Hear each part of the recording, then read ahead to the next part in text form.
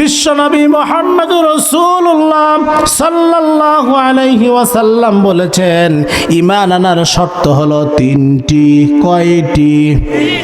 আরো জোরে, জোর হলো না। ঈমান আনার শর্ত হলো তিনটি।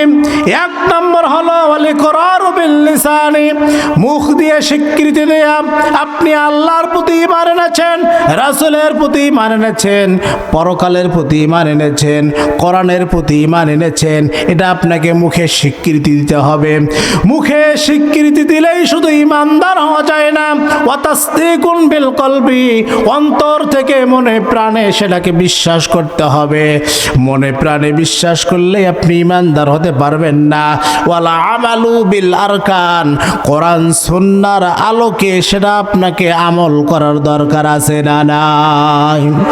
সম্মানিত বন্ধুগণ, আমরা জানি কংক্রিট তৈরি করার জন্য 4টি উপাদানের প্রয়োজন হয়। কয়টি?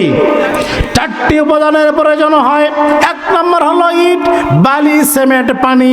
এই 4টি উপাদানের কোনো একটি উপাদান বাদ দিলে যেমন কংক্রিট তৈরি হয় না, ঠিক তেমনি ভাবে ঈমান আনার যে 3টা শর্ত রয়েছে, কন্ডিশন রয়েছে, এই 3টা কন্ডিশনের একটা কন্ডিশন বাদ দিলে আপনি কখনো ঈমানদার হতে পারবেন না।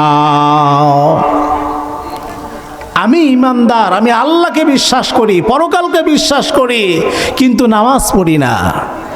এই ঈমান আনার 5 পয়সার কোনো মূল্য নেই। আপনি আল্লাহর প্রতি ঈমান এনেছেন, পরকালের প্রতি ঈমান এনেছেন, জান্নাত জাহান্নামের প্রতি ঈমান এনেছেন, সুদ খাওয়া ছেড়ে দিতে পারেন না, ঘুষ খাওয়া ছেড়ে দিতে পারেন না, মিথ্যা কথা বলা ছেড়ে দিতে পারেন না। এই ঈমান আনার, এই কথা বলার 5 পয়সার কোনো মূল্য নেই। কথা কি বুঝতে পেরেছেন সম্মানিত বন্ধুগণ? এই জন্য ঈমানের গুরুত্ব না বোঝার কারণে আজকে আমরা সামান্য অর্থের জন্য, স্বার্থের জন্য, ক্ষমতার জন্য ঈমান বিক্রি করতে বিন্দু মাত্র দ্বিধাবোধ করি না। 1 কাপ চায়ের জন্য আমরা মিথ্যা কথা বলি, 10টা টাকার জন্য আমরা মিথ্যা কথা বলি, 100 টাকার জন্য, 500 টাকার জন্য। যেই নেতার চরিত্র নাই, আদর্শ নাই, আমরা সেই নেতার পেছনে স্লোগান দেই, অমুক ভাইয়ের চরিত্র ফুলের মতো পবিত্র আছে না নাই? কারণ আমাদের ঈমানের কোনো মূল্য নেই।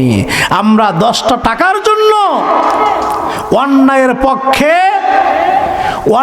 পক্ষে ন্যায়ের বিরুদ্ধে সংগ্রাম করি। এরকম লোক আছে না নাই?